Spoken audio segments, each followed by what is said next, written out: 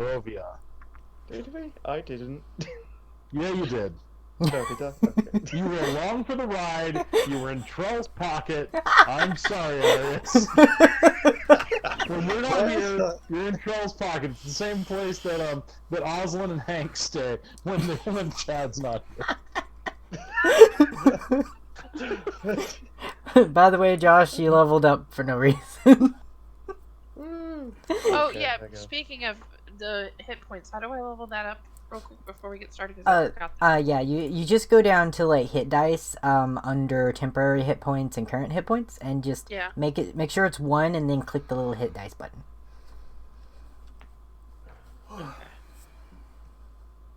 Oh, increase by Oh 1. my goodness.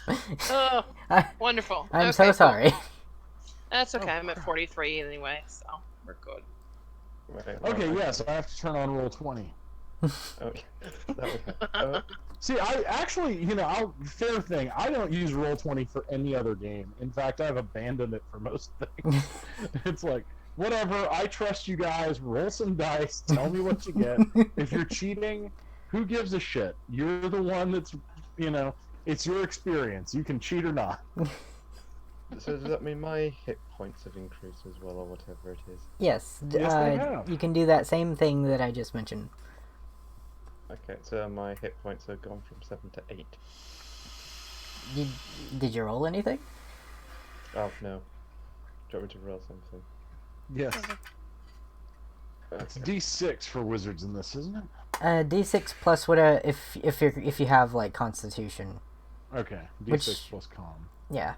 If your Constitution is negative, does that affect anything? No, Yes, it does. It takes it down by 1. Oh.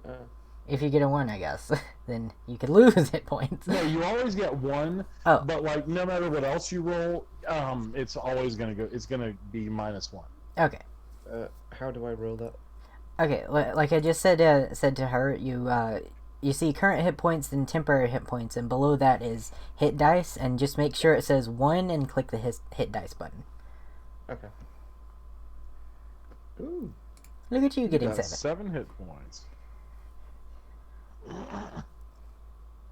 I'm jealous. No, I'm just kidding. And do I just add on to my current hit points? Yeah, you just add those to your maximum amount of hit points. Honestly, okay, we have leveled up how many times? We're at We're level 7. 7 currently. We're at 7. Josh, how many did you have? I had 7 before. You had just 7? This whole time? Yeah. Have you ever used the hit dice before? I don't. I suppose I don't think so. All right, Josh, I need you to roll that same die 5 more times. I'm pretty sure you started with 7, Josh. This explains because I was trying to be fair with the encounters, and it's like Arius was always going down. Yeah. No I guess wonder. it's one thing I just always forget to do because I usually am away a lot of the time. So Yes. Like, when you threw him down the pit. it made So made 4. I'm gonna step away. I'll be right back. Okay. All right, there you go. Add all those together, Josh. No wonder. Yeah, because that made me laugh because when he asked Skylar, do I just go up 1? I'm just like, wait, have you been going up 1 this whole time without rolling a hit dice? No wonder. Like, No, I'm almost certain he started with 7 hit points. No, so he's never... and that explains why I was like, my god, those kobolds just ate Arius's lunch. I mean, Oslin thankfully shoved you down and nearly killed you. Or actually did kill you, but there was an inspiration point. But yeah, it was like, oh my god, why did those kobolds just destroy Arius? Okay, so my current hit points now are 41. Good, you're actually very close to Varg now. And my hit point maximum is 10, or does that increase as well? I don't know. Yes, your hit point maximum start the matches your... Yeah, it maxed. It's the same. It's the same. Your maximum is 41. Okay. Alright, thank God. I was like, good lord, have I lost all ability to scale encounters? What the fuck? It's like 10 kobolds against a level 5 wizard. That should not be that difficult. Now we have an explanation. I'm glad for that, because that was... Yeah. Now that I think of it, that... Yeah. It's just one thing I never realized. I get more involved with the character than I do with the whole sheet. Well, see, and that's why, for me, something I've done, like in other games, I've created kind of my own faster playing, more character-oriented version of D&D. I don't bother with, like, your skills. I mean, Arius is a fucking professional wizard. Of course he knows what magic items look like.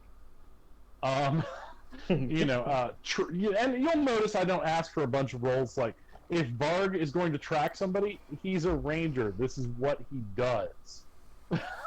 He's like a wilderness badass. I mean, you don't take a green beret out somewhere and they fail 5% of the time. Whoops, I rolled a 1. Sorry.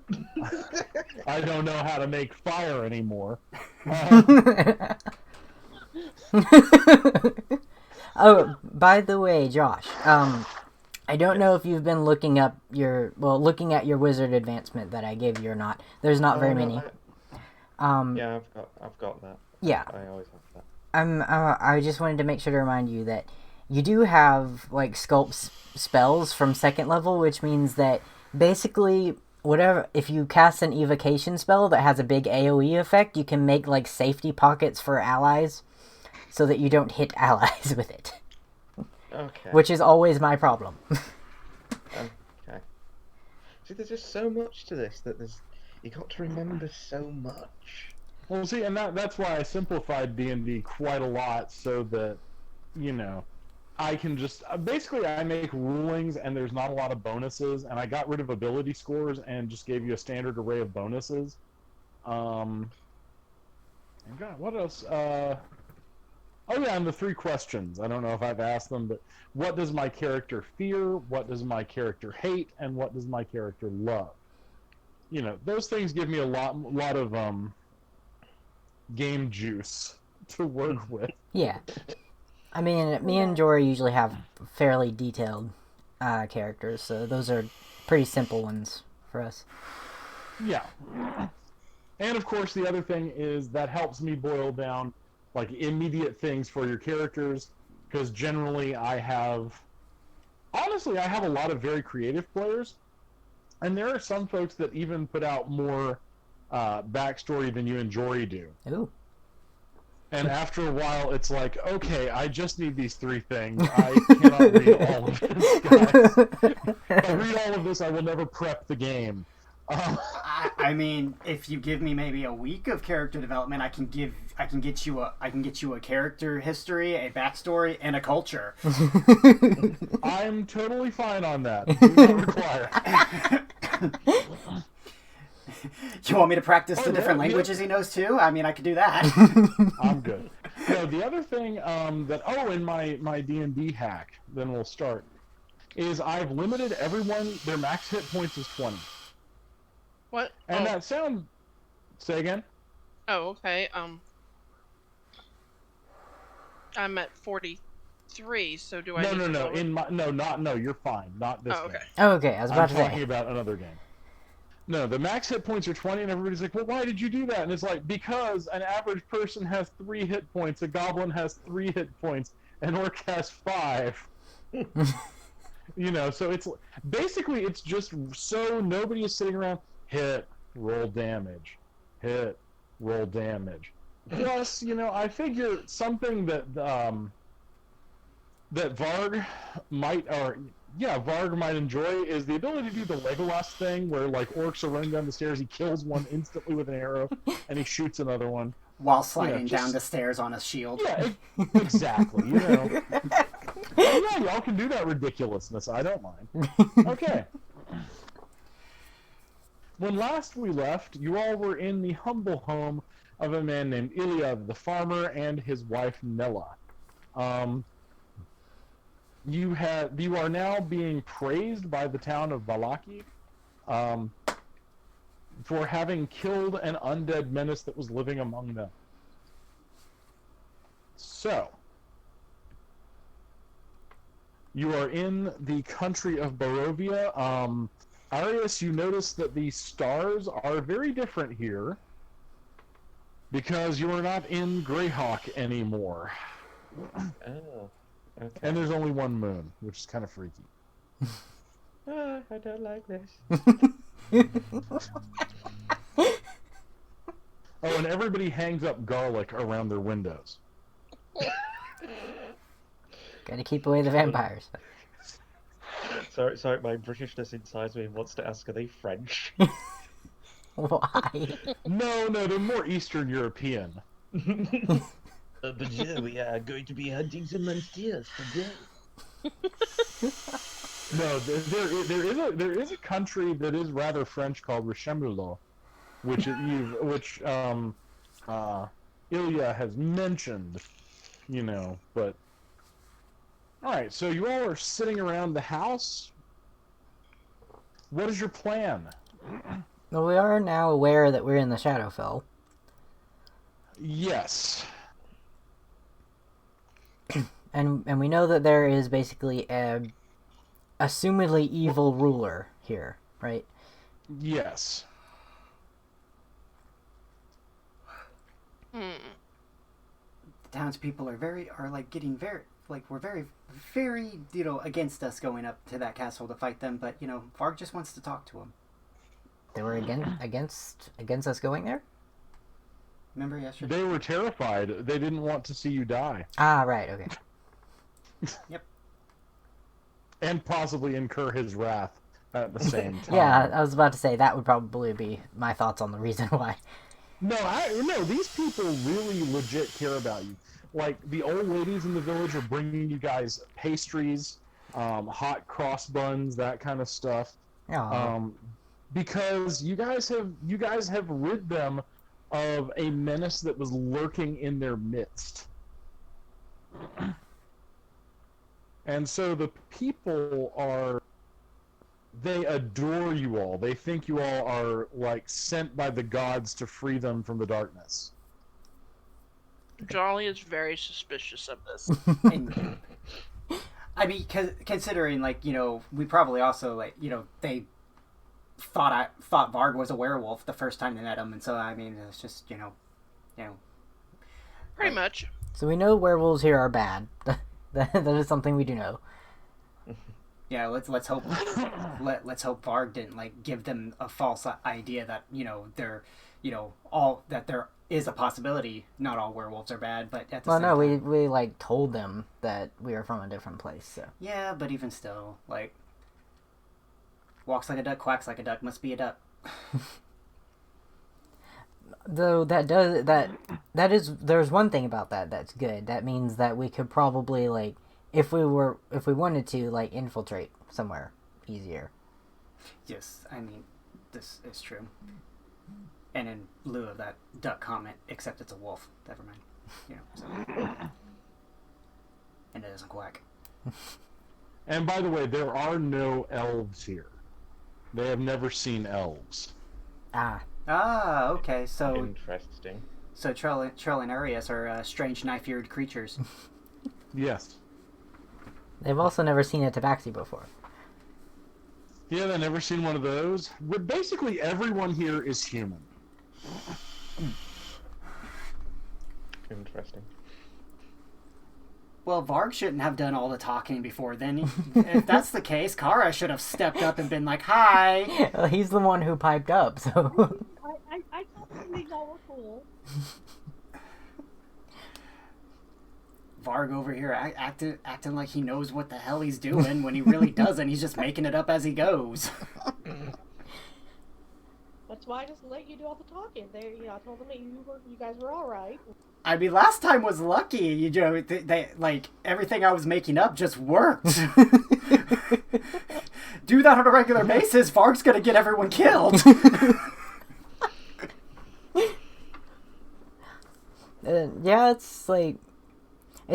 but it did work. It's kind of like how what happened with Kristoff, if they get him to talk to somebody instead of anybody else. It sounds like an awful idea, but it works. Yeah, for some reason the dice like you, and I just go, like I said, I'm your GM. I just go with this. Whatever y'all do, I'm here to go with it. Okay, so we've got a group of strange creatures to these people, except for one. Well, two, because man, I'm bad with her name. Daria. That's so it. We got two humans. So that probably brings maybe some bit of comfort. And then we save them, so now they love us to death. We may actually be able to probably go up to that castle at some point. Ravenloft.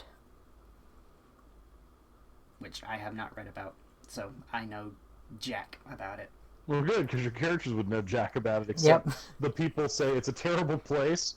The devil Strahd rules the land from there. As long as we don't bother him, he doesn't seem to bother us. Yep, the only things I know about that campaign is the word Ravenloft, the word Strahd, and something about vampires. And that's it. That is the extent of my knowledge. Well, we were talking about going up and talking to the guy who runs this place, right? Yeah, but remember, Varg was saying that while he was not knocking an arrow, so, you know. Okay, so So are you all going to venture to Castle Ravenloft? Yeah, I'm good with Are we going to just go up and knock on the door, or are we going to try to do an infiltration sort of thing? What's the word? Reconnaissance. Reconnaissance would make more sense. I mean, Varg would love to do some reconnaissance on the whole thing, you know. And Trell would also be well suited for this, since he can fully turn into a lupine himself. Right. He's not all hips and legs.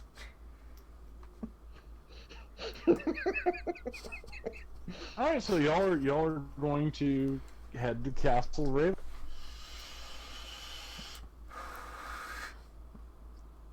Yes, Trell in lupine form. Okay. What's everybody else doing? keeping a healthy distance. Yep. I'm roguing it, watching from a distance. Okay, y'all keep a healthy distance. Oh goodness. Okay, so it takes about a day. You arrive just at sunset. You had to climb the mountain. You bypass the village ringed with fog. And I'm guessing we can't see that village very well from where we are. you would have to. You can see it from above where you are. You're up on the top of the mountain, very near the walls of the castle. And we should have asked that that village over there what that place is, or did we? You did. They said that is the main village, the capital of Barovia. Ah, okay.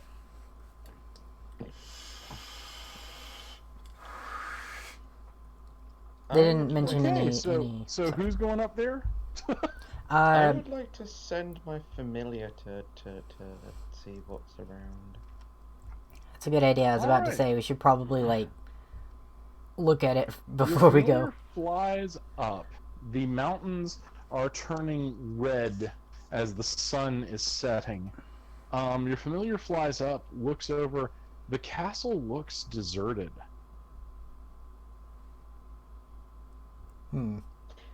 For now.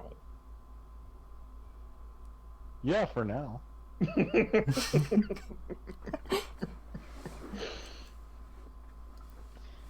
Well, there's no one around, at least not yet. I wonder if they come out at night.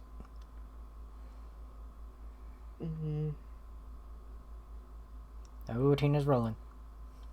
That would make sense. I mean, the garlic aspect, it's very vampiric.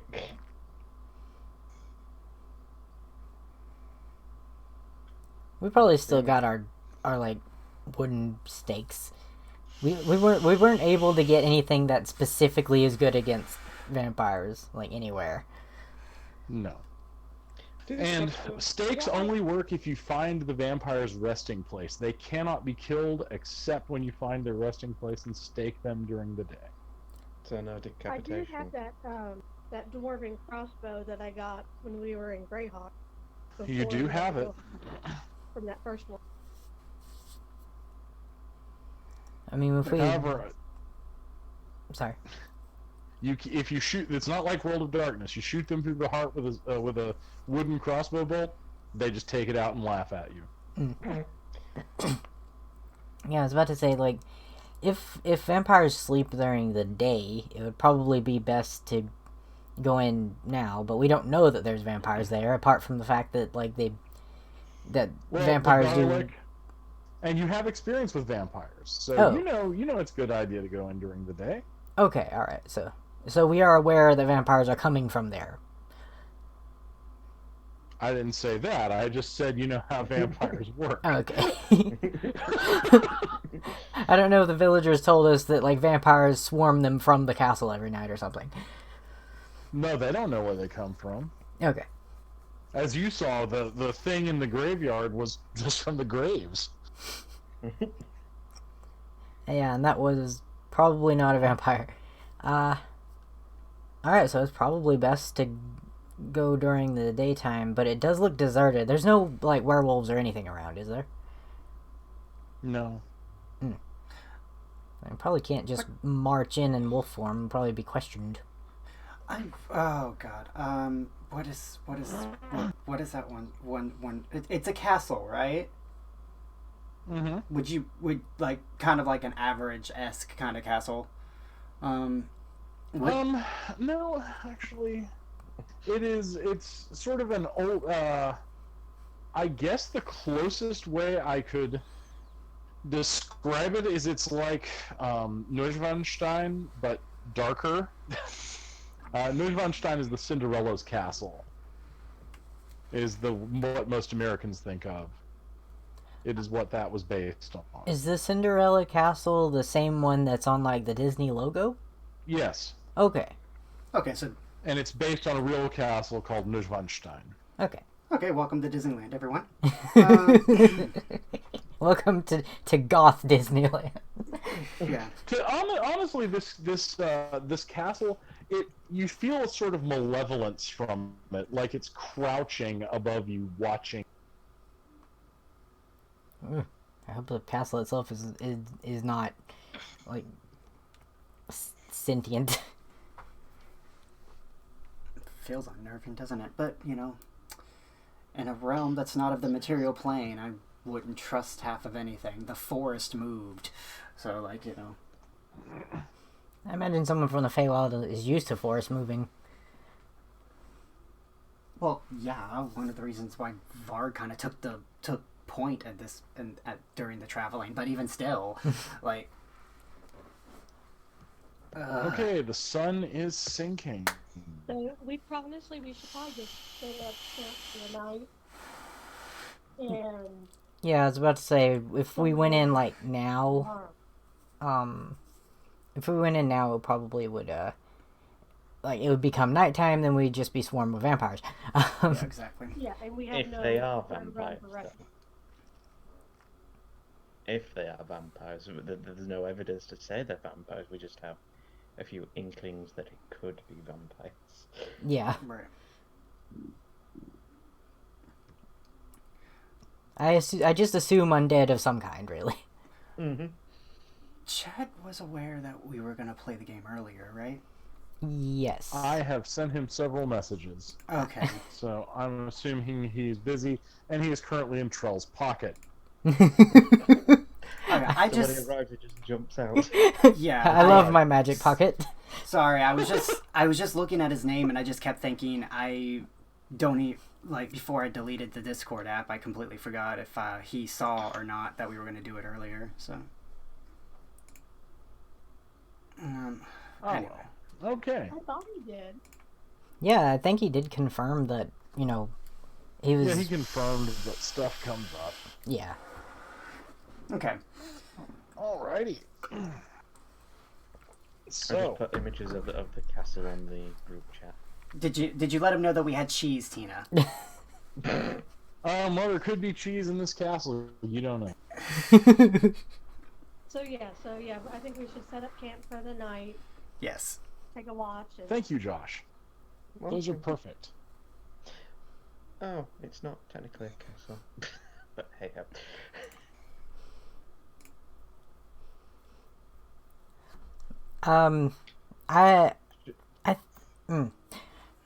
I'm thinking Charles gonna use his hut, his tent, because like that can't be broken into. Should we at least move further away from the castle? Yes, that would be a good idea. Yeah, sure.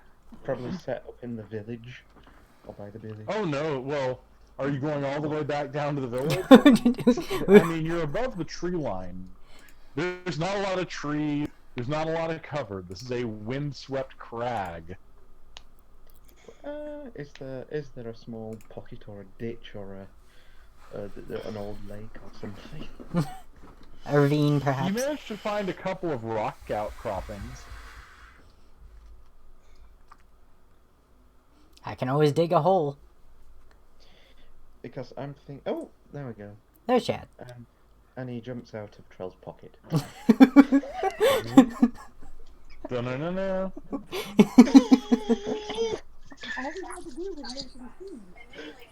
You have found the halfling Oslin and his dog Hank.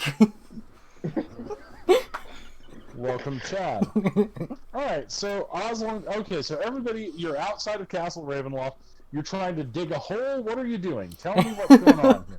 I suggested that I can dig a hole, and that's my answer for everything. Let's just set up your hut, you know.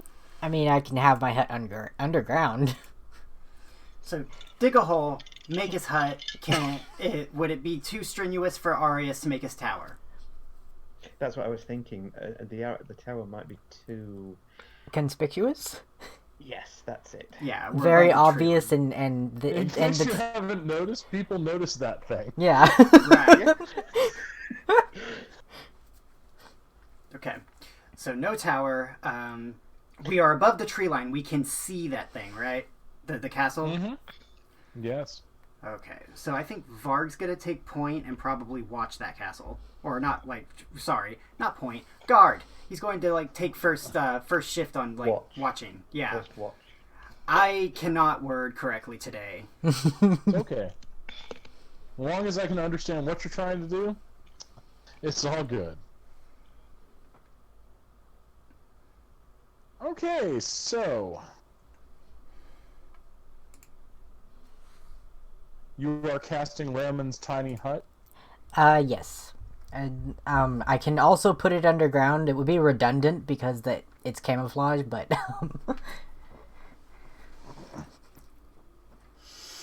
If anyone wants me to dig a hole, I can dig a hole, basically. I don't think there's a reason. Alright, so yeah, I just do my hut. Okay. Alright. You create your hut. Everybody gets inside? Anybody staying outside? I guess I'll come. I'm going in. Yeah. Varg said he's taking first watch. Ooh, should I create a little bonfire to keep everyone warm? Or would that might... Well, if it's within the tent, then they won't see it from the outside, but, it may set us on fire. That's true. Which I imagine would be displeasing. Alright, Varg, nothing has moved. You saw some bats fly out, but nothing much has moved since your first watch began.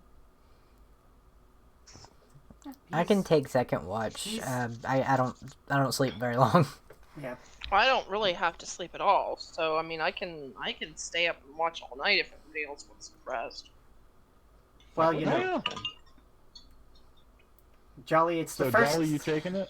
Yeah, I'll just go ahead and take watch all night. It's fine. So the rest of the night, it's jolly. I'll be attempting to make potions in my extra 4 hours. I'll probably actually stay up with whoever's, Arius will Actually, just yeah, be I'll reading. go ahead and do that. I'll just stay up with whoever's doing first watch as well, so I'll have 2 people first watch. Okay, well, it's during the second watch of the night, just past midnight, when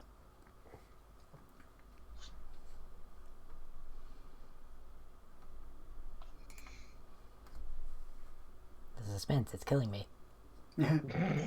you are approached by a man. He comes walking up and looks both of you up and down. It's Jolly and Varg. Yes. Good evening. Just slow, like, hello? That is a lovely hut you have. He can see it? I wouldn't have seen it. Let me explain. I wouldn't have seen it, but there were 2 people standing in front of it. Ah. Probably should have spread out a little bit. Well, I'm gonna blame Jolly on this one, because I know Varg would have been in a tree, and, staying away. Trees, Varg. You're above the tree line, He would have, friend. Or at least he would have somewhere. hallucinated a tree that he was. Does Jolly sense anything off about him? Oh, he's definitely undead. Okay, so she recognizes that. Hive, so I see you are also undead. That is very perceptive of you, little dead cat. Did you just call me a dead cat?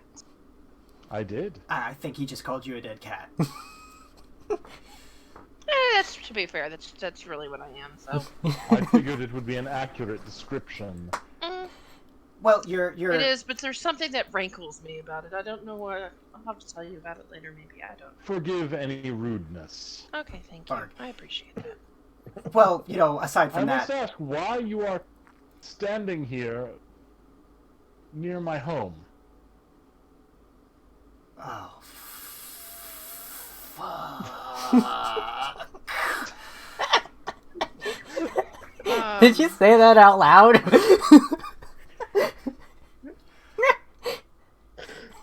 Varg could be a brilliant spy. Rock, indeed, my friend. You are not from here.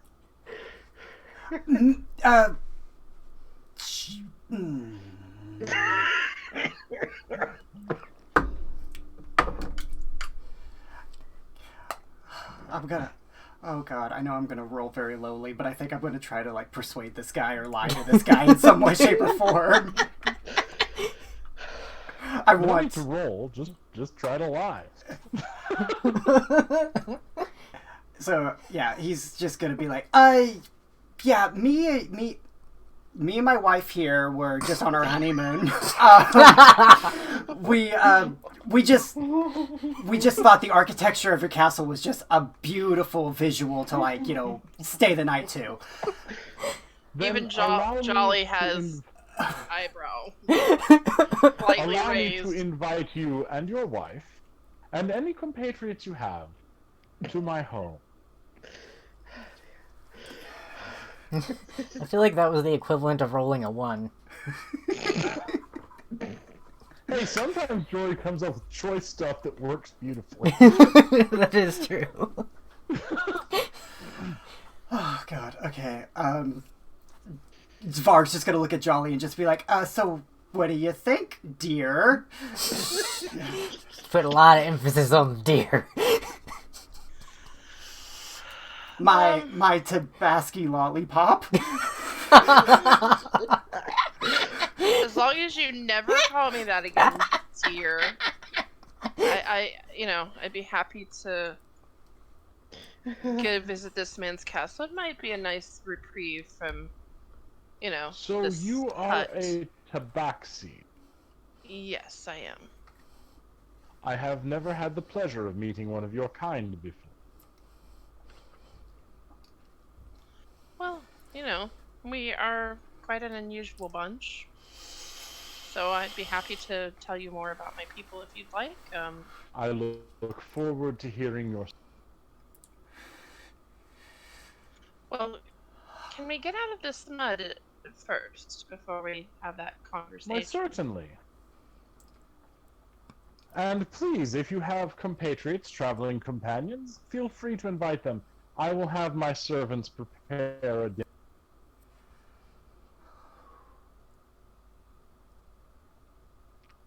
Okay, well, so are we going to wake the rest of them up? Does he like for a fact know we have them in there? He doesn't know... Well, you don't know what he knows. I think we'll take... I can make a hole. Do you really want to go someplace alone with this guy? Not just me and Jolly. Not just me and Jolly. Like, okay, wait. It's Jolly, Oslin, Arius, Trell, Varg, and Kara. That's 6 people? Plus a tiny dragon, a dog, and a crocodile. Right. So maybe... And also Daria.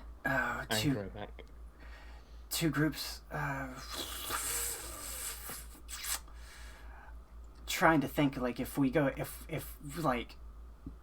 We don't want to put... I don't want to put everyone in danger, but at the same time... Arius will go because there's a sort of an aristocratic flair to this, and as Arius is an aristocrat, I think there's a way of...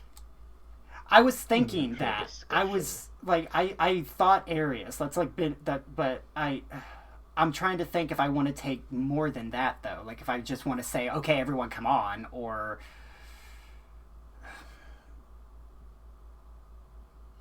What do you think, Jolly? I think we need to take everybody with us. Fair enough. So Varg's going to, like, go into the hut and basically wake everyone up and just be like, Vampire Overlord wants to take us to the castle. Yes, your wife was very convincing, wasn't she? Yeah, we can hear you. It's a tent. Not soundproof. Alright, I don't know what this guy knows. I thought he didn't know you guys were here. I was trying to protect everyone because he saw just me and Jolly, alright? So, give me credit. I think it might have worked. It probably didn't. Okay? Please, just come with us. This guy's going... Should it be the husband and wife that come with each other, not us? Arius, I will use your femur as a chew toy. I remember you making fun with me being a little spoon before. I guess this is called karma. You are a little spoon because you're I'm trying to keep tiny. my composure here. Must be some kind of demure wife, right? We got like Strahd outside just listening to them bicker. Actually, you see him smile and chuckle a bit. He looks at you, Jolly, and says, "Family problems?" She sighs heavily and says yes. But I cannot take them anywhere. I know the feeling. Varg's just going off about, like, you know, Arius thinking that, you know, that he's Varg's a big fluffy bed, you know, when he's asleep, so, you know, brings that up. Alright, Jolly, he walks over to the tent, starts looking at it. And then, Trell, he does something that alarms you. Oh, he takes away my tent, does he? No, he pokes his head inside. Oh. You are all invited to my home, and there will be food. And I promise none of you are on the menu.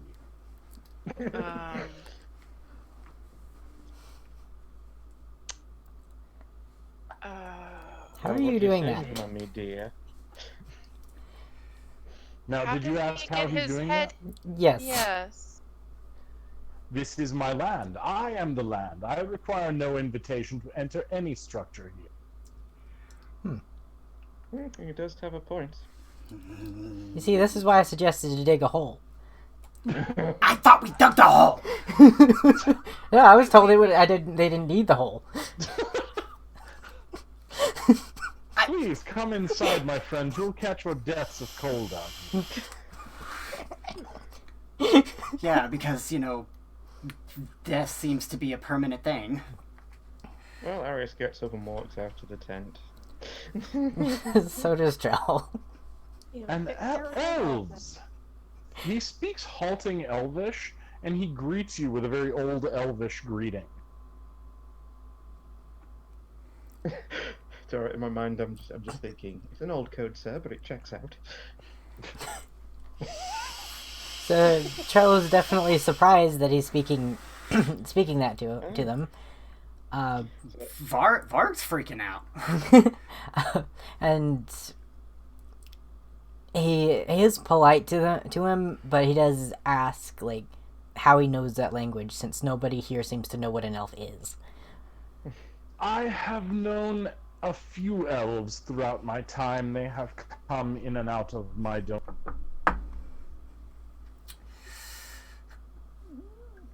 I am sorry that my speech in your tongue is not so eloquent, easy as you native speakers, but I am always happy to practice. To be honest, I like him so far. Do what? To be honest, I like him so far. Let's just hope he's not like Jolly and likes to eat arms. She side glances you. Your arm next time. I assure you I do not eat flesh. Unless there's some cheese involved, apparently. He raises an eyebrow at that statement. I do not follow you, sir. What is your name? Arius. Arius. Syrian. I am Count Stradvan Zarovich. Welcome to my home. Oh, yes. I did notice the very well fitted attire of a fellow noble. Yes. I take it you are boyar, noble, where you come from. Indeed, I am. Then allow me to make you welcome. Please, follow me. Okay. We shall. Come on, mother. Come on, father. Right behind you, son. Your pretense of marrying the Tabaxi amuses me. Oh, so with that, Jolly perks up. So you realize that we're not married, then, I take it. I am ancient. I am not an idiot. Okay, good, because I can't stand being this fruit anymore. I very much don't like being married to anybody. No offense, my fellow friends, but yes, no, I am an independent woman. Var just kind of like gives like this mock offense look and like puts a paw over his heart and is just like, oh, I think I'm good looking, thank you. To be fair, I did not say otherwise. I just know the idea of being married just rankles me. No offense. Okay. Sorry. So he leads you all into the castle. Across the drawbridge is kind of a terrifying experience. He lights the torch so you can see, and there's just this hideously long drop into a gorge beneath the drawbridge. But he leads you safely across. You find yourselves inside the courtyard. Ivy has grown up on a lot of the walls here. Ooh, I love that look. Yeah, Bard kind of leads like. You to. Well, go ahead. I was just saying, like agreeing with Trell, like that's a really fantastic look. All right, he leads you to a through a door and through a large antechamber, and you wind around through this place, upstairs, through halls, lots and lots of rooms, until finally he gets you to a cheerily lit room with tables, and there's it's an apartment with bedrooms off to the side. Here is where you will stay the night. Thank you for your hospitality. I shall have my servants prepare you food. Is there anything that you particularly like? Jolly looks. Ren is just like yelling about pastries. I don't know that you would have my particular needs, nutritional needs here, but I appreciate it.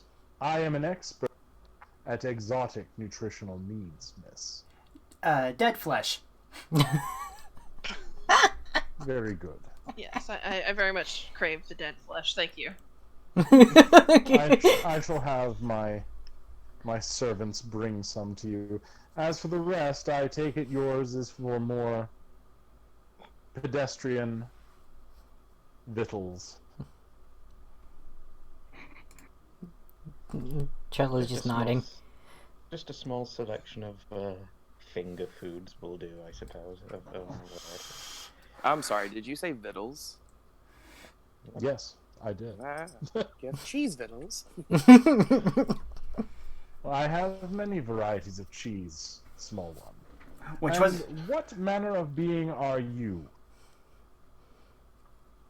I am a hobbit, or a halfling. A halfling? I am unfamiliar with your kind, as I am with the tabaxi, and you are a lupine of some sort, but you are not a werewolf or a wolf-wear. Is that Varg or Trell? Varg. He'd just be like, yes, I'm a lupine of elvish descent.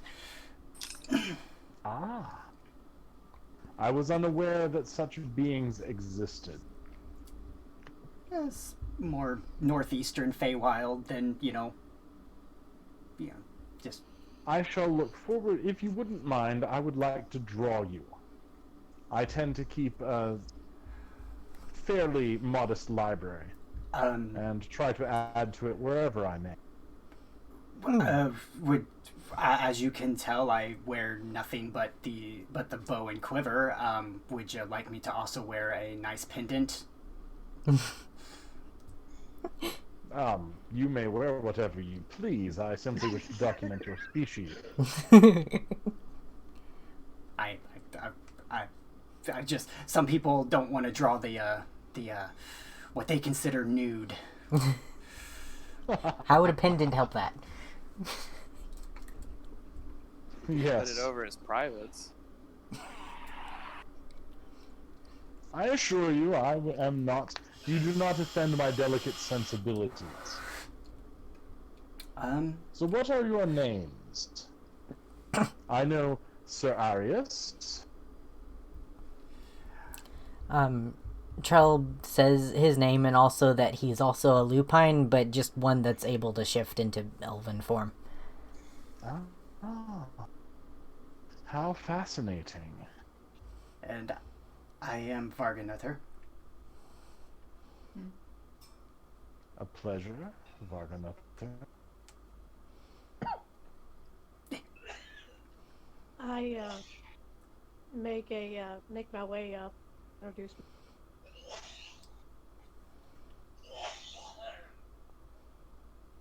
Oh, wow! Osmond will bow and give him his name. Okay. And what did you say, Kara? Just that I come up and I introduce my Kara Turner. All right. He bows, and he bows to you, and he bows to you, Oslin. And he then says, "Pardon me, I am going to go see that your refreshments are prepared." He strides from the room, and the door closes. Oh my lord, pick me like one of your Feywild girls.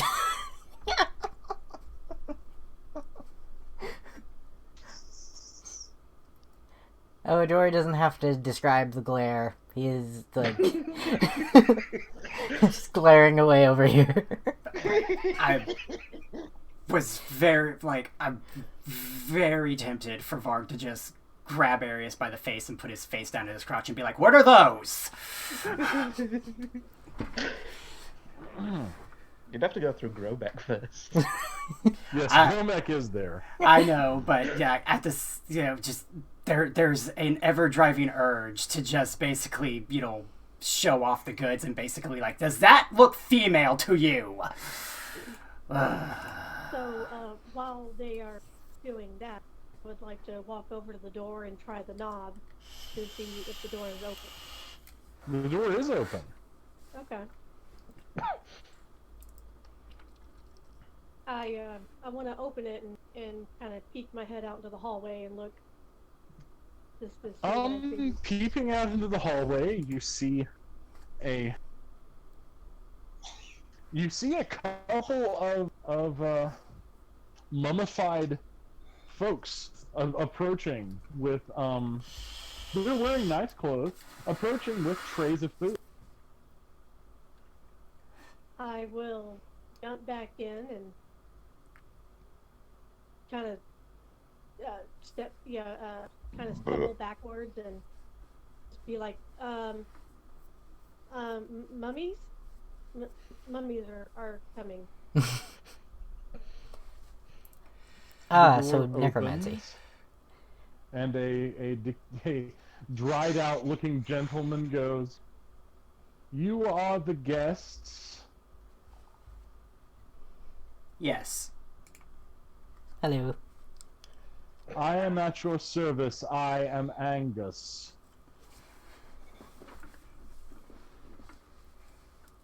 "This is my associate Clive. We will be serving your needs tonight." They set out food. There's a roasted chicken and actually, there's a huge platter of cheese. Unfortunately, none of the ones you want, Osland. But a massive platter of cheese. There are sausages. There's bread. There's even some green salads.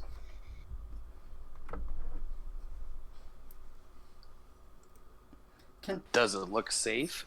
Yeah, Varg. I'm gonna say Varg's gonna be sniffing at it.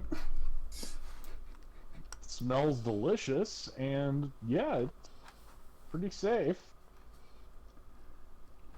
So unlike with Kara, I can't smell any like poison or anything on it. No.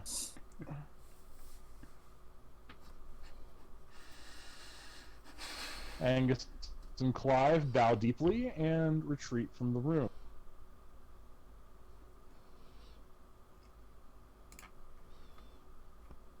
Strahd returns in a moment, and he's got several journals with him and a quill with an inkwell.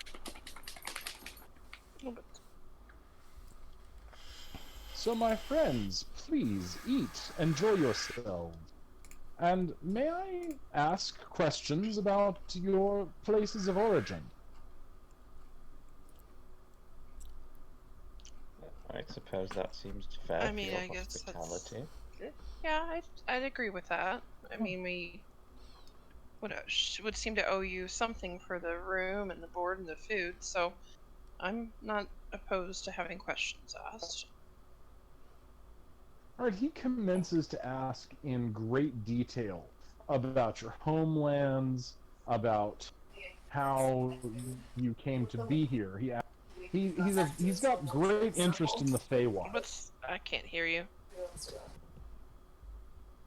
Okay, so... Okay, can... everybody hear me? I can hear you. I can hear you now, yeah. Yeah, I Okay. gotcha. So he's asking a great amount of detail about your homes. It's all harmless stuff, really. Like, what kinds of foods your people eat, where your peoples live, where you've been in your travels, what your jobs are. How do you wish to respond? I'll say Trell was, just kind of compliant and pleasant about it, really. They seem pretty harmless questions. Jolly gives general but not specific answers. Yeah, it's not like he tells them exactly where he lived. Right. Exactly, like just you're not giving him your address. You're just giving. And actually, he seems more like an anthropologist than something menacing. He's just really legitimately curious. Yeah, it's just I don't know. Like I've actually legitimately have been shivering and like spazzing out this whole time. I'm like worried about this guy. I'm waiting for the part where I stop liking him, but it's not coming. Yeah, Jolly just doesn't. One, she's back in an area that she's not. The whole noble life is something that she's been trying to get away from. So she's already uneasy being back in this environment. And two, she's suspicious of anything other, undead like herself because she knows what she went through to get there. So she's suspicious. You must pardon my curiosity, my friends. Here I have been imposing upon you. I am, by the nature of my curse, I cannot travel. So, anything to do with the world beyond Barovia interests me keenly. At the mention of his curse, Jolly does peek up and say, "Curse? Do you mind my asking what curse?" Many years ago, a terrible thing happened here. I was deprived of my true love and thrown into this cursed condition. And you found no cure since? No. Not in 700 years of trying. May I ask about your true love?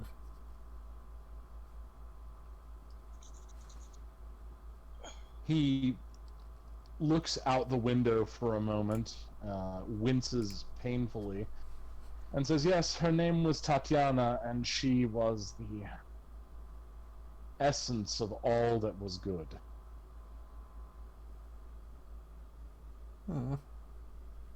But she was taken from me. Who took her? My own brother, Sergei von Zarovich.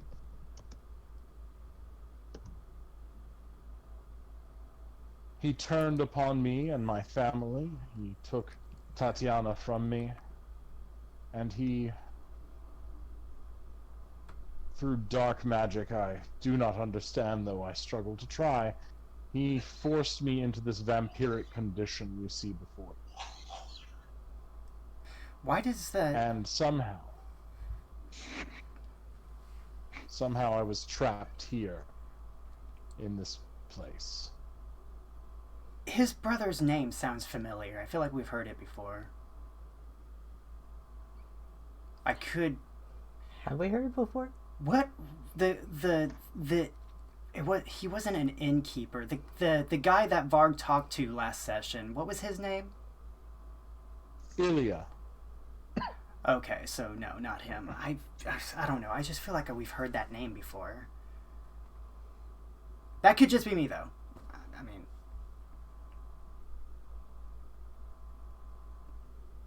I have been playing a lot of games with Russian names in it, so... That's okay. Now, if you will pardon me, dawn is coming, and I must rest. You may have free run of the castle. I just ask you do not go into the crypts beneath. That is where my servants and I take rest during the day. Oh, on which floor would your library be? He smiles at you, Arius, and he says, it is... Well, here, he draws you a rough map Be very careful, it is easy to get lost in the castle.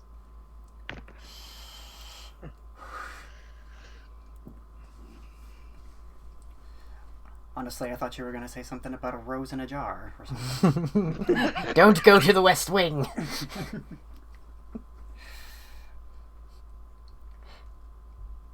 Pardon me, it was a pleasure talking to you, and I hope to talk with you again, if you choose to stay another night. Varg, well, one thing I wasn't lying about is the architecture of your castle. It is absolutely stunning. Thank you. I designed the place myself. Yeah. Impressive. A man of good architectural taste. He turns and bids you all good day. So what are you doing? Varg's gonna go with Arius to the library. Also, Trell. But he does want to mention that he does not see any evidence at all right now of the guy being evil. That's why Arius is going to the library to see exactly if there's a link between the curse that's happening down in the villages and the curse of their host. All right. So, everybody goes to the library? I'm guessing we're taking the food with us as well. She's carrying food to the library. I'll just carry an arm with me, sure, why not? Yeah, it is a choice human arm. Yes. Can't. Grade A. Y'all know it already, so I'm not worried about it anymore at this point.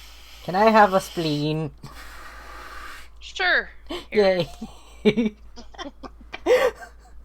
Okay, so... I pat you on the head.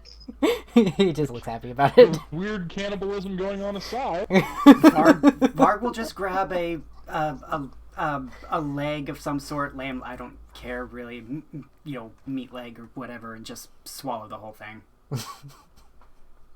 Alright, so...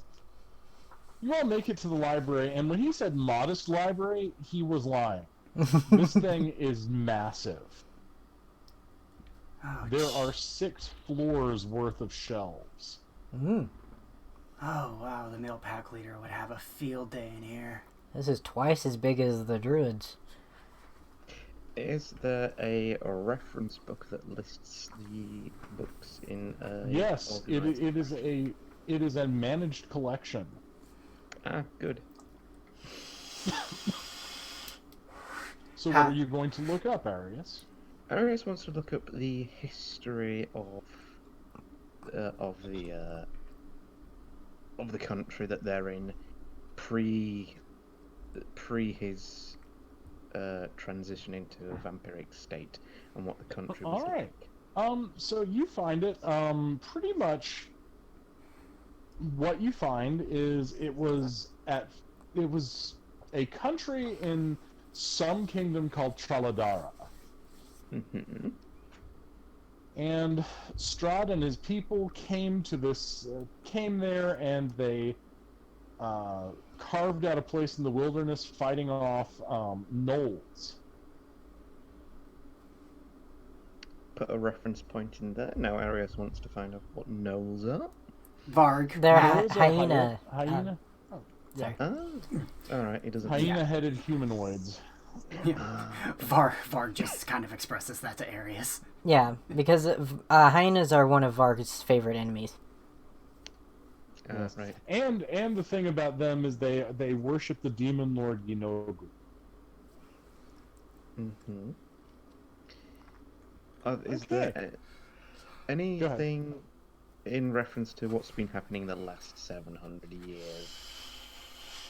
This is where it gets interesting. It's mostly just Strahd's recording information.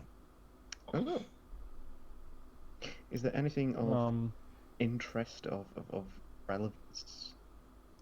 Something that stands out? Apparently the land keeps bringing... He theorizes the land is ruled by dark powers. And they keep bringing back reincarnated versions of his lost love and he keeps losing her over and over and over. Oh, that's awful. That's rude. Sounds like a land of torment and misery. Poor Strahd. Yeah. That's tragic. Is there a family history of Strahd as well? Yes. His mother's name was Ravenovia, and that was why he named the castle Ravenloft. Oh. After his mother. Sorry. Go ahead. I was just gonna say, Trell just wants to look at at books that have to do with like creatures that are around in Shadowfell, basically. Well, actually, Strahd does not refer to. He refers to this as the demiplane of dread. Ah. It's technically not in. It's in the Shadowfell. Its edges are on the Shadowfell, but it can touch almost any plane. And sometimes people fall into it. He does make mention that there are a people called the Vistani who know how to travel in and out of the demiplane. This whole time, Varg's like, I mean, hovering might be the right word for this, but, you know, he's basically looking, standing beside Arius, like, reading with him, so that's where Varg is. Okay. Any, like, creatures So around of note? Well, I'll get to that in a moment. Oslin, what are you doing? I think Oslin would be kind of like just walking around and looking and see that there's any kind of like books on the nature of this area, like actual nature, not just like, you know.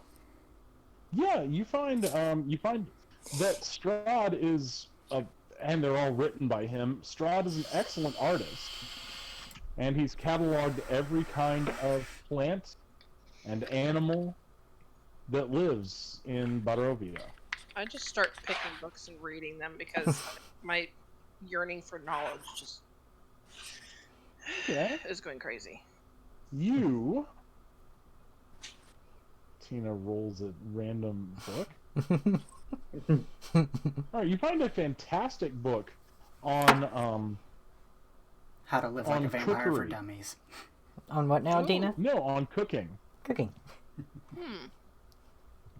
Interesting. Sorry. Cooking. I just picture there being like a giant book just Like, sitting that there. just does not... I put that one down because what do I need for cooking anymore? Oh. Pick another one. Alright. This one is interesting. This is the history of some city called Vornheim. And you don't know where it is, but they talk about the great grim god of rust, Vorn, and how the city is the Grey Maze. And they also talk about that once a plague of the undead was released from a place called Death Frost Mountain. Dang. There's a lot of undead plagues This is around very here. interesting. I'm going to read this one several times. Alright, Kara, what are you up to? I have got to step away for just a minute. Okay. My mom's calling. Sorry, I'll be right back. I'm looking around the library, you know, for books or something to read as well. Okay. You happen to find a strange book. It's talking about a house, the house being a living being, and it's not written by Strahd. It's someone's account of barely escaping from this living house entity with their lives. Oh, is it like a house mimic? No, this seems to be something more psychic or ghostly than a mimic. The cabin in the woods. I was thinking Monster House. Well, I was thinking House on Haunted Hill, but Yeah, I was thinking a haunted house. yeah. Ghost. So yeah, so I will read through it and try to take some notes to keep for later on. Okay.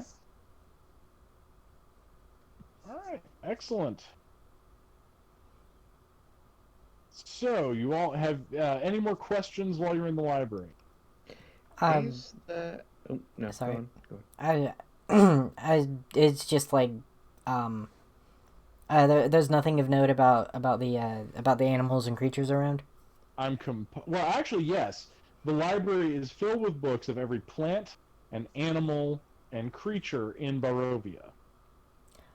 Strahd has made a very, very, very thorough collection of everything that lives in his land. I'll say that's basically all that Trell's looking at. Nice. Is there a map of the land that would show us how to get out of here? All right. Hang on. I'm gonna try to.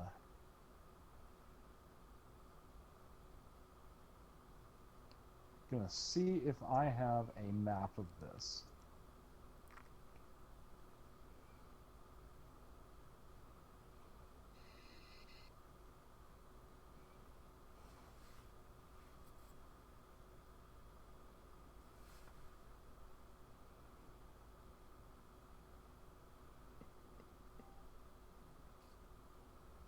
Okay, no, I don't have a map that's shareable, but basically you find that this world is not a planet like Earth, but rather this Barovia is at the center. There are countries to the north, south, east, and west, and there's ocean, but then beyond certain points, everything tapers off into a strange mist.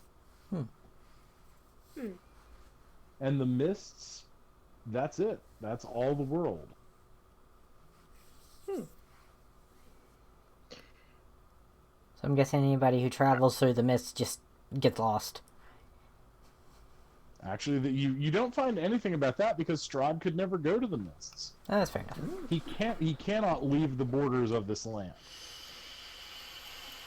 Arius wants to know about the magic of this land and the other elves that came here.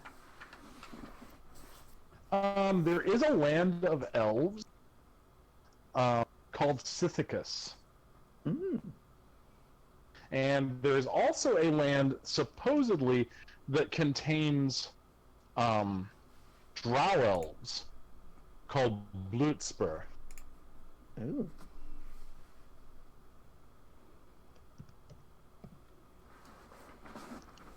Intriguing.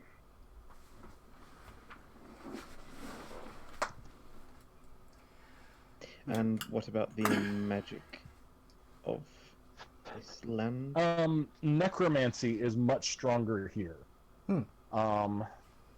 And that many things that shouldn't work in other lands, there's probably the greatest authority on magic is a fellow named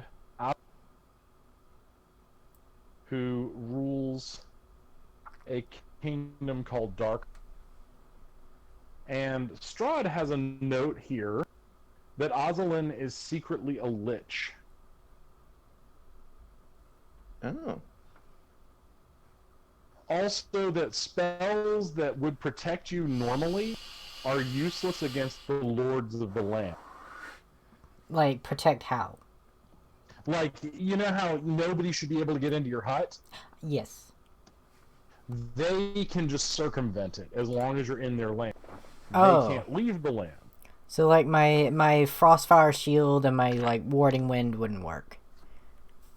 Those would push them back, maybe, if it were strong enough. Okay. However, Ozalin is a very powerful necromancer.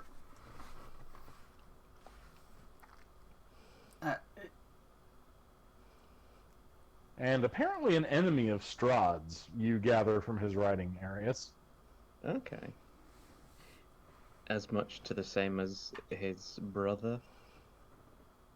No. He just realizes that Aslan is... He says he's needlessly cruel. Oh. Okay. No, actually, wherever you see his brother's name written in any of the old family histories, you see that Strahd has violently scratched it out. That's fair enough. Makes sense. So, we're still in the library. I think I might have zoned out a little bit at that point. Did we move? Yeah, we're in We the stayed library. in the library. Okay.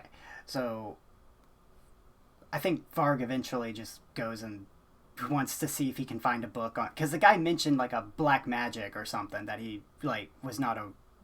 The curse? Yeah, he wants to see if there's, like, would be any books about that. Well, most of Strahd's diaries seem to be about how can I end this curse. And he's collected a large number of things on necromancy, on demons, on infernals, and you see he's annotated these things, and sometimes the scribblings are just almost insane. He's so anxious to try to get out of what this thing he's trapped in. Varg has an idea. Okay, sorry, I'm back. Welcome back. Yeah, I would like to know how to help him, honestly. That's Varg has an idea. So when Carr goes into that little ball, he's teleported like back to the northeastern Feywild, right? No, I think he's in the... Oh, I thought he was in the ball. Okay, Varg's mother is I classified her as a cleric. Considering her age and everything, would there be a possibility she would probably be able to help if Varg sent a message to her?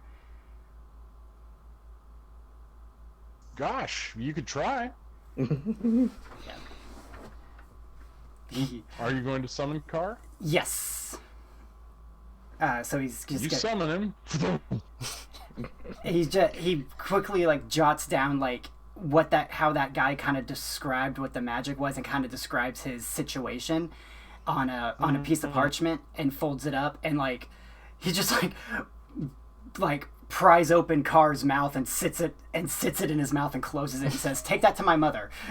So you're gonna try to send Carr back, right? Yes. It doesn't work. Oh no, now we just have a crocodile. The hell? What in the nine hells? Well,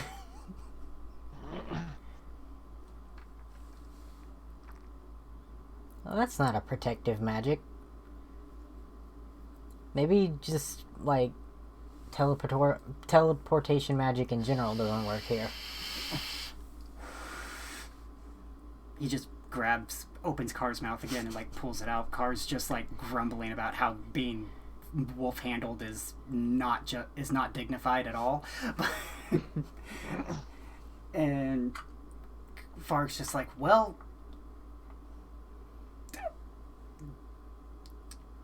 just was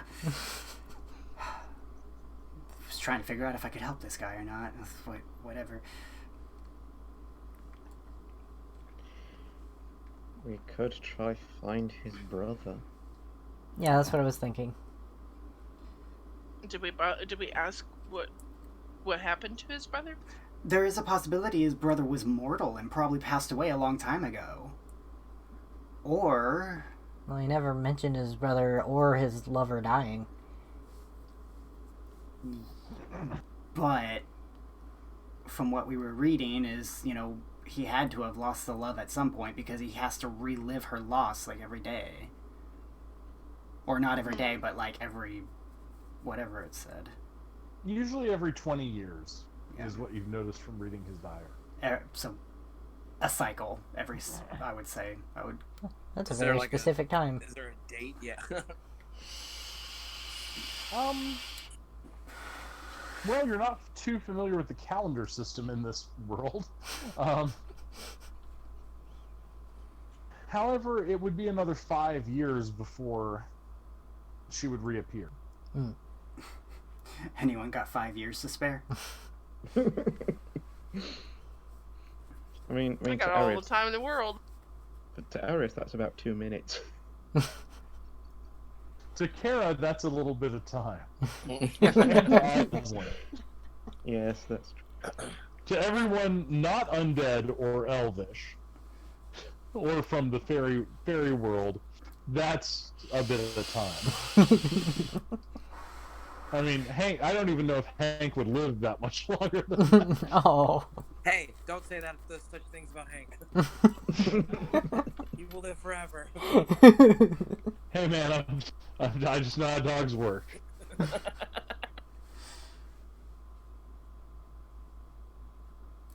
So, Where are these crypts at? Well, he said not to go there. If you go down there, you face the punishment given. Just want to see what's around it. I don't want to go in the crypt. I'm gonna pretend I don't know you. If you go down there. So okay, you're gonna go down, not into the crypt, Right, not but into close the to it. crypt. I just want to see if there's any like marking or anything like that. That's like. You said there's a different calendar system, but would Arius be able to work out sort of like the day and then the week and then the months from looking at the astrological research? Yes, and that was exactly how I said about 5 years would be the next arrival. All right. Never mind. I figured Arius is a freaking genius, so he would know to do that. Honestly, sorry. Is there an astrological tower in above the library? Yes. Arius wants to go and look around the lands. Alright, big forested land, the fishing village of Valaki. Then there's, is where you all came from. Barovia, the village, is down below you, mountains. And then some watchtowers, off to the east. Mm-hmm.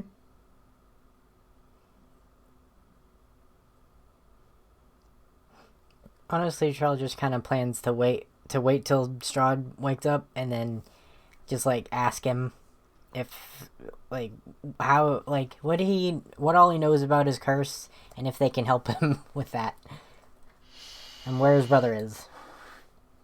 Yeah, I'd like to know if anybody's ever tried to help him. There's probably something in his records where people have tried to help him.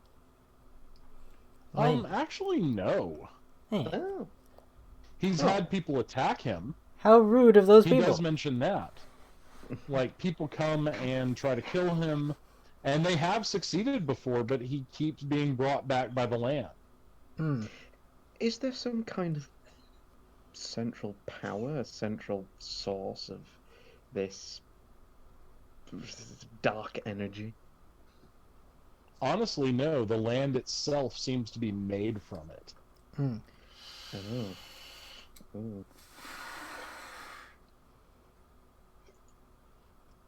Seems like the only thing we can do is... Sorry. Go ahead. It seems like the only thing... seems to have... Sorry, again. Go ahead. You go ahead. It seems like the only thing we can do is, like, attempt to uncurse him, because... Like, especially considering he comes back. So... Killing him would do nothing.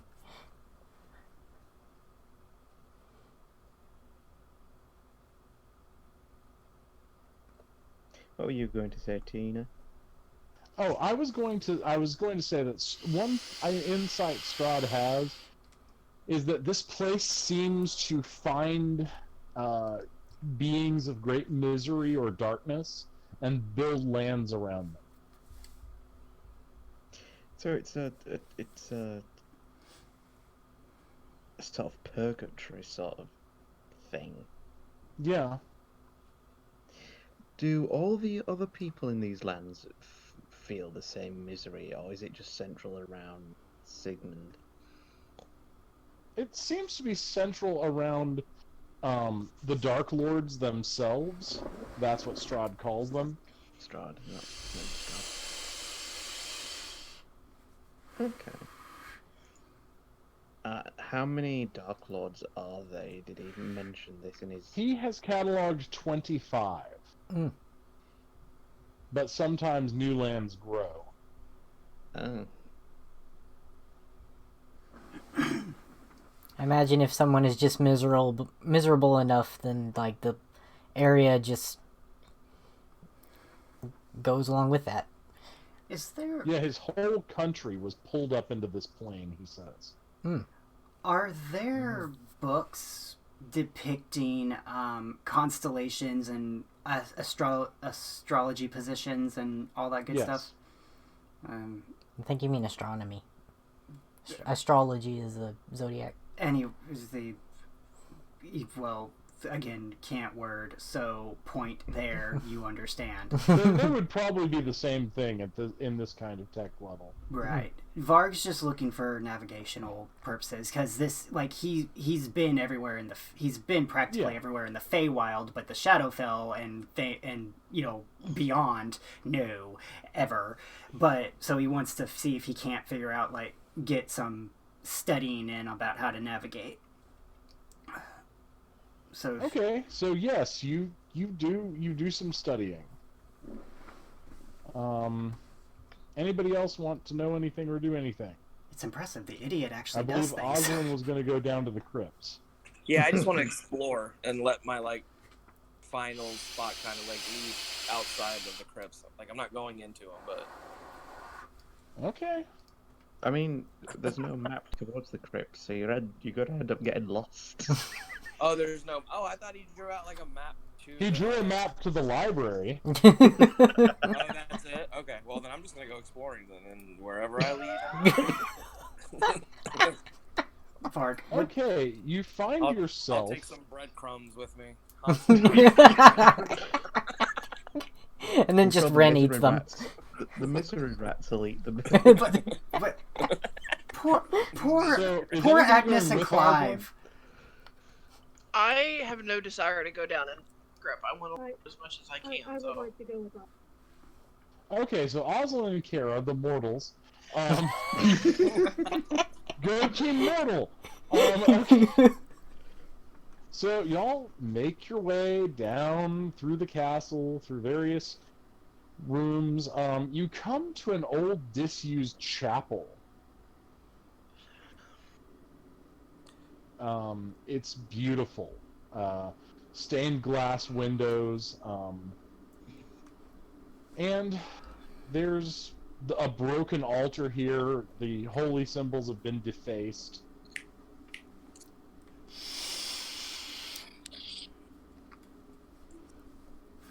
Do you wish to keep going? Or explore the chapel? Kara, like, do you want to go in? Do you want to keep going? No, I'm going. I'm sorry, did you say keep going? Yes. Okay, well, we'll just keep on pushing through. Okay, you find yourselves going deeper into the living stone of the mountain. You don't think these are the crypts, but you do find yourselves in a strange alchemical chamber.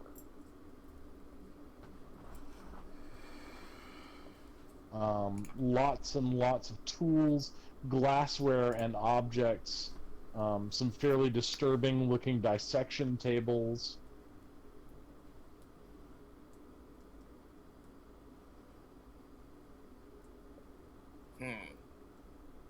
Well, this looks kind of creepy. And doesn't smell Does very it good look either. recently used? You notice it is kept, like most of the castle, it is kept spotless. It is not dusty.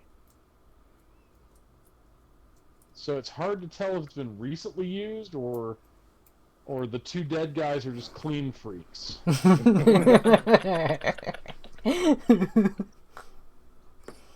However, the reagents are fresh.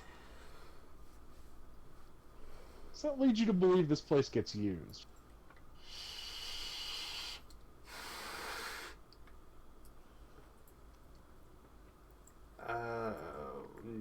say we just go ahead and turn back. Okay. All right, Oslin. Gonna need to make you to make a wisdom roll to see how well you remember your way back.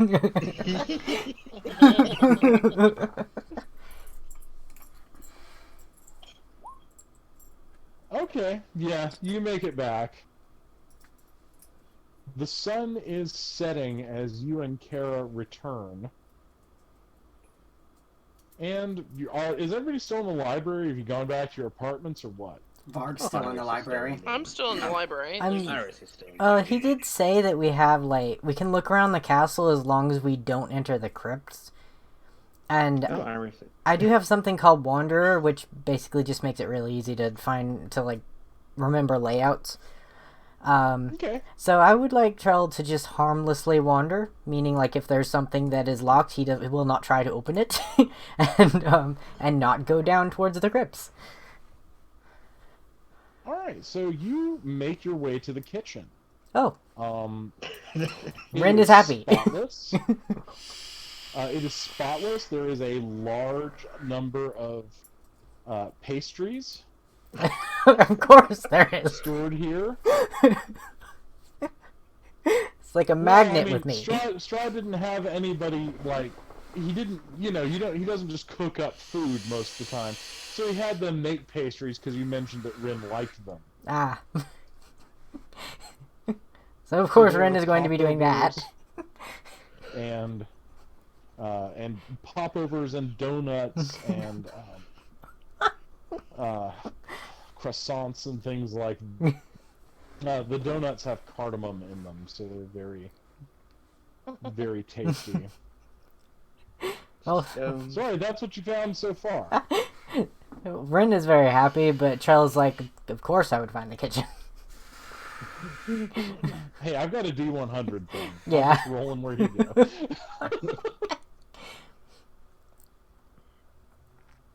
I guess he's just gonna continue wandering until, like, it looks like it's getting dark, and then go back to where he said they could.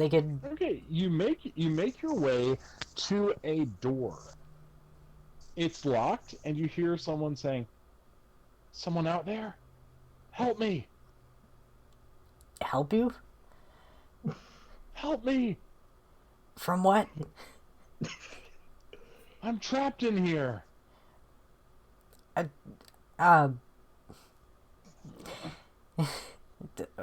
are you trapped in there? It's Strahd. He's a fiend. He's a monster. He pushed me in here. I think I broke my leg. I don't know how many days I've been in here. Can I do an insight check? Sure. Because honestly, at this point, Actually, he does trust Strahd more than a random voice. Mm-hmm. So I just press insight. Yeah.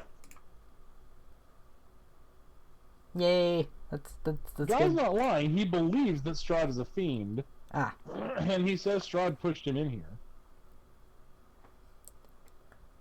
Like, how did you get to the castle? I broke in. Well, no wonder. I honestly kind of understand why he pushed you in there. If you could just bring me some water, look, just anything. I don't have water on me, but I do know someone who can make water. You're not gonna pee on me, are you? No, he's a druid. He can literally make water. I have no idea what a druid is. Here, hold on. So he's just gonna use, like, his spell Goodberry and just like put them under the door. He's like, "Oh, berries, thank you." He eats them. Oh. You know, they're healing and sustenance and all that, so hopefully it'll help. It's good. It's good. Come on, just help me get out of here. I will leave this castle. I will never come back. I mean, You should get out of here too. I kind of don't want to upset the guy who lives here, and you did break in. But come on, a death sentence? I was hungry. I was looking for food. Well, you could ask someone for that, not break into their house. Does he plan to kill you? He hasn't done it yet. I'm in a 10-foot deep pit with a spike in the middle. A single spike? Yeah. He said if I was lucky, I would hit the spike. Oh. You know... He called it some fancy word I don't know. An oubliette? Yeah, that's the word. You know, I'm gonna talk to him about this, honestly. Oh God, no! Don't bring him down here. Are you crazy? You could always leave Red with him as company. I gave him berries, so you could leave Red and he can play his little bagpipes as he can do that. Yes. In fact, Ren suggests that I can play bagpipes for you. What are bagpipes? He immediately starts playing them. Oh my God! What are you killing up there? Probably fine thinking this is talk. You're one of his monsters, aren't you? You come here to torment me with your weird berries and your whatever that was. Well, the berries are good for you, and don't insult my friend's playing. He's actually very good at it. Just most people don't like the instrument. If he was bad at it. You should ask his their species. He's probably human. Everybody here is human. Are they? Honestly, Trell is just gonna, like, leave at this point. And talk to Strahd about that.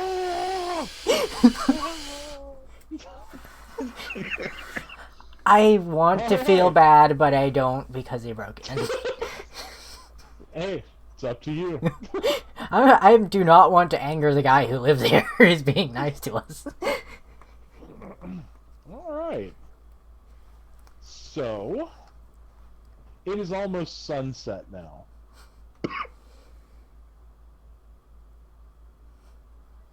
Do you go back to the library? I go wherever everybody else is, and... To the library. Yeah, so Ozzy's back in the library with a random book. I feel like he hadn't been around. I mean, for someone who's borderline idiotic and very excitable, Varg has been just very patiently just sitting around reading book after book of navigational, nice. Like, I need to step away for just... Okay. Are there any really dark magic books? Lots of them. Okay, Aris is going to read some of those. Oh my. Everyone's... Oh dear. Aris, you learned this spell. Oh dear. Animate dead. Oh, of course he does. You are now a necromancer. What and actually, you've learned Strahd's own version of it. Oh. What spell level?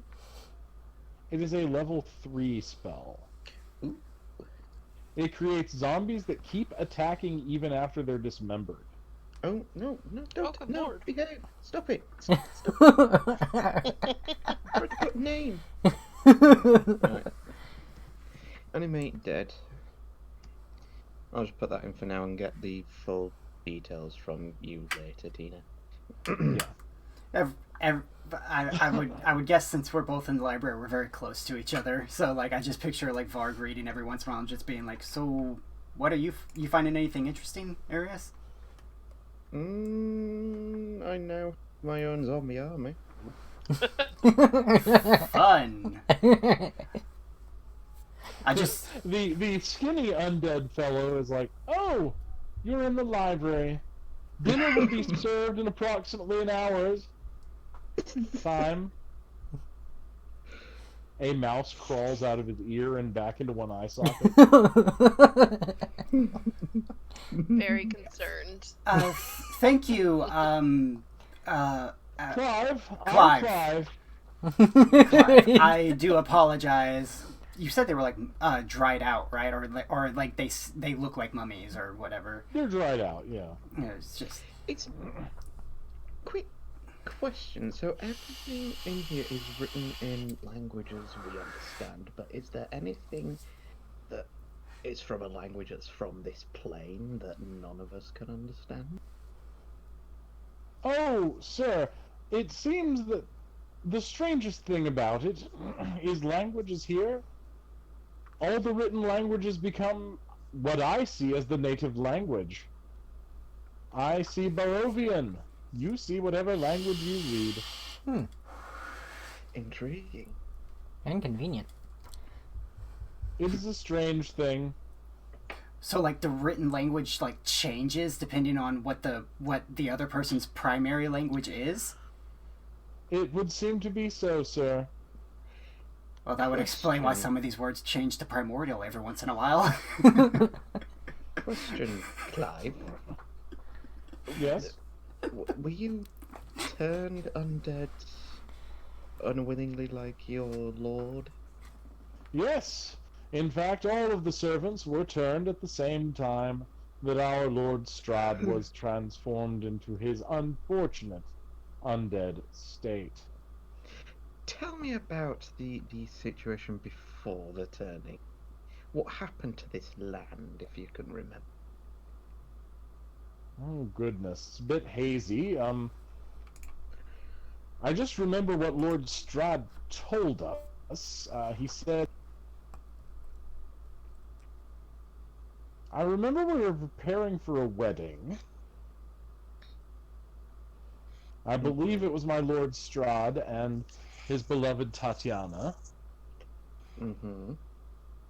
And then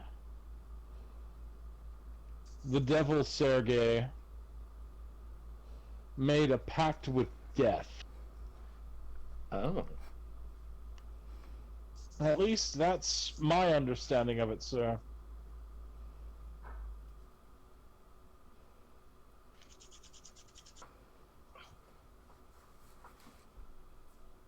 Anyway.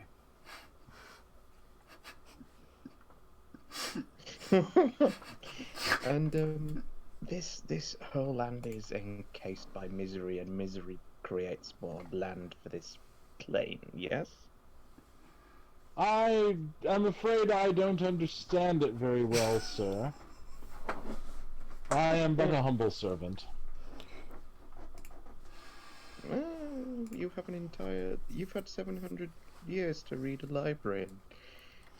Do you realize how much time and effort is taken in upkeeping a castle of this size, sir?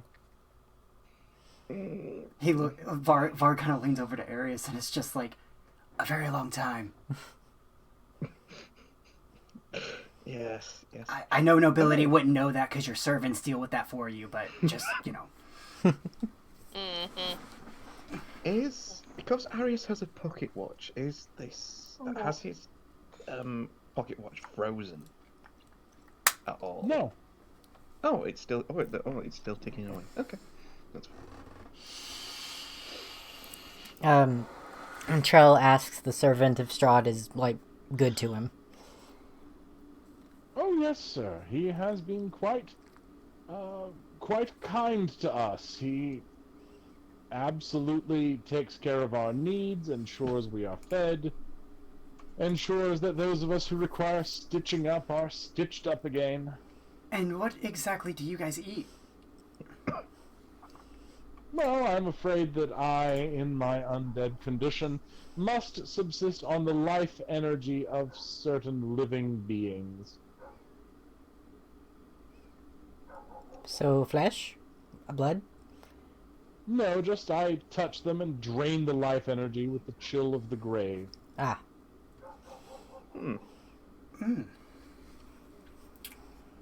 spine tingling. Right. That, I want to say, oddly sounds intriguing, but also horrifying at the same time. Being a living being myself, after all. Sir, I would not think to harm you. Master Strahd allows us to feed on a few people so that none of us turn feral. We do try not to turn feral. That is very When fair. was the last time a group of or people who came into the castle that didn't attack your lord? It has never happened before, sir. I remember the last time I got a spear through my chest. Was that painful for you? That was most disconcerting. I don't feel pain, sir. It's mostly just the irritation of having to be pieced back together and stitched up in the Master's workshop. He is very kind to us. Huh. Okay. Very well. So did everyone, like, come back to the library, or, like, did we move? Yeah, I think we're in the library now. Okay. And if sirs and madams will head downstairs, food will be served directly. Didn't we already eat? Many hours ago. Last night, miss. It's first breakfast. Oh, okay. If you mean by I suppose if you are living by the rhythm of the castle, yes, this is your first breakfast. How many breakfasts do you normally have, Master Oslin? He just starts naming off like every meal of the day. There's just like 8 of them. I will ensure that Angus and the cooks take your dietary needs into consideration. I guess as they're walking, down over to like the dining hall, like Varg's just gonna ask, so everyone who explored, did you guys find anything interesting? I found the kitchen. He looks very upset about that. At that moment, Rin belches like. Oh, it appears Rin was happy to find the kitchen. And what else did you find? There's a room with a guy in it. Okay, Varg kind of like just stops in his tracks for like a split second and then starts walking again. A guy? Well, he broke in.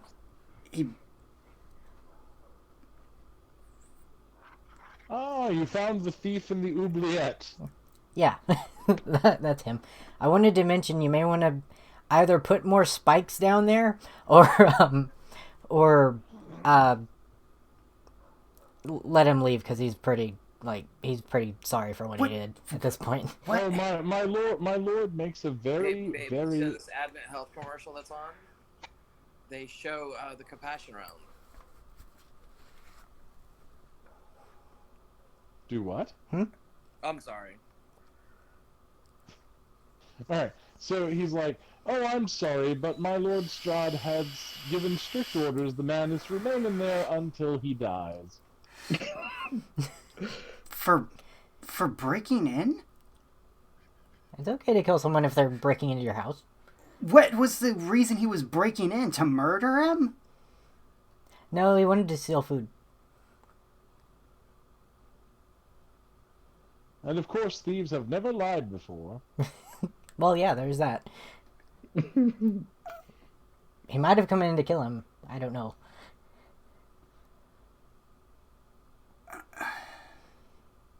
You should really put more spikes down there, then. Oh, no. The spike is if they're lucky. If not, they'll just stay there till they starve to death or die of thirst. I prefer if it's a bit quicker. No. I am not the one who's going to tell the master of the house how he conducts his affairs. Could we have some wine? What kind of wine is there? Is there good wine? There's excellent wine. The wine is fan-freaking-tastic, in fact. Ooh, I would like some wine. Alright, well, you're drinking excellent wine. A wonderful chicken with a sour cream paprika sauce served over egg noodles. Alright, now that's making me hungry. With some brown bread. There's onion in it, and And then there's just a bunch of wonderful, savory custard tarts. And of course, for Jolly, there's just a plate of limbs. Yes. Well, Yes, there is a plate of limbs. Ren is sad he can't eat as much as he wants because he already ate in the kitchen earlier. However, Rin does have a nice heaping plate of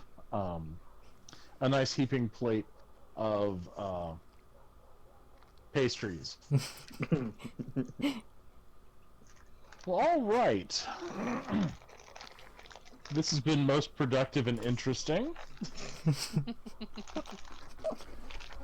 We haven't really reached a milestone at this point, but I believe I'm going to call it because I am losing steam, and it's been about 2 hours, which is my usual game time. Yeah, it's fair enough. All right, so hopefully everybody had fun. I took into account that you all wanted more exploration and interaction to pepper the combat. And really, combat at this point is going to be fairly at you're going to choose. And congratulations on actually talking to Strahd. Does no one ever talk to him? In all the times I have run Ravenloft in like 30 years, no one has ever just been nice. Yeah. That's odd. How many players died in here? Oh my goodness. Do we get to see their corpses? You know that screen Mario falls into at the bottom of your... that pit Mario falls into at the bottom of your screen? Mm-hmm. I like to think they're all in there with all those thousands of dead Mario. No, I'd say like over 100 players, if I count all the groups I've run this kind of stuff for over the years.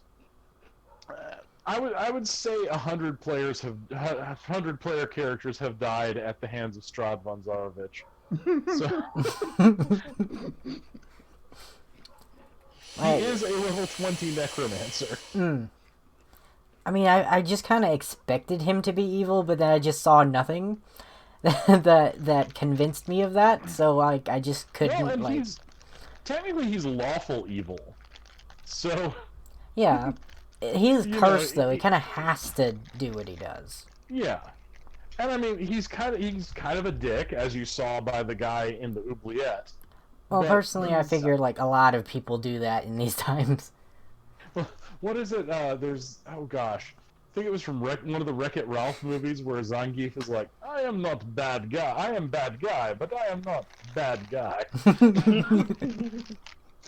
And so, rather than just have cardboard villains gnashing at the scenery, I figure let's make human-like villains that actually have lives. Yeah. Okay. I do like those. Well, next time we will continue your jaunt through Castle Ravenloft, your learning and gaining stuff. And by the way, you all, something I'm going to encourage all to do, because I'm doing it in another game, is since you know Strahd and you know Clive and Angus, write them down somewhere or put them in whatever notes you use, and put a C next to them. They're your contacts. Ooh. And you can use contacts like items. So this encourages you to interact with the NPCs more, and it's like, oh wait, I know somebody who can do that. So what is his name? Strahd, and then you've got Clive and Angus. Okay. I have those under allies.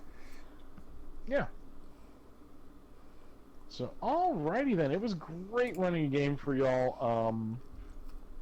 I'm telling everybody this because, like, if you're just bored, stuck on lockdown, can't do what you would normally do. On weeknights, I'm running fairly quick West Marches style game where you just roll up a character, show up, play with whoever showed up, and then, you know, you can come in or out at any time. That was why I chose it, because I knew people can be busy during the week. But I'm just trying to do something for those who might be bored or might be, you know, just kind of tired of getting cabin fever. I'm just trying to give something that will enable folks to amuse themselves. That's really and nice of you. I'm good at running games. I'm just actually glad that we've played a game that's not taking me into the early hours of the morning. Yes, and that's going to be kind of cool because, like, if y'all don't mind, I'm going to start at 5 p.m. Close to 5 p.m. Given that, my cat knocked an entire canister of spaghetti off of the counter. So I was picking up spaghetti and chasing my cat around, screaming, "Get that house goblin! Stop it!"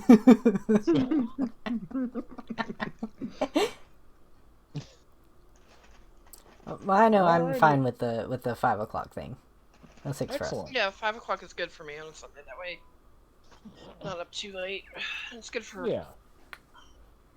And really, the only reason that I did it the other times was because I was working on Sundays. But now that I work from home, it's like, okay, fabulous. Now my partner, he still has to go into. He works at a grocery store, but you know. Oh wow. I mean, everybody that's doing that right now, that's still going in for jobs like that, and nurses and doctors and first responders and everything. Those to me are the heroes. Yeah. You know? And delivery folks. And delivery folks, yes, absolutely. Truck drivers, all of them. Mm-hmm. So they're the heroes at the moment. Yes. Yep. Very much so, yeah. They are essential. Yeah, maybe they do deserve $15 an hour. I'm just crazy. Yeah. What's wrong with me? Odd, right?